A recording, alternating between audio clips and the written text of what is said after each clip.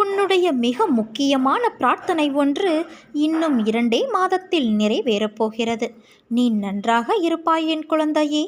உன் கவலைகளை, துக்கங்களை, அவமானங்களை, தோல்விகளை முழுவதுமாக துடைத்தெறிந்து உனக்கு நிம்மதியையும் சந்தோஷத்தையும் கௌரவத்தையும் தந்தருள்வேன். ஒரு நாளைக்கு ஒரு முறையாவது சாய்ராம் என்று என்னை அழைத்துப்பார். ஒரு முறையாவது பாபா என்று மனமொன்றி என்னை கூப்பிடு. உன் வாழ்வில் நல்லது நடக்கும். என்னுடைய வார்த்தைகள் சத்திய மொழிகள். அவை எப்போதும் பொய்ப்பது கிடையாது. ஒருவேளை பொய்த்து போனால் என் வார்த்தைகளில் தவறு இல்லை. நான் கூறிய வார்த்தைகளை மேலோட்டமாக எடுத்துக்கொண்டதால் ஏற்பட்ட தவறு என்பதை நீ புரிந்து கொள்ள வேண்டும்.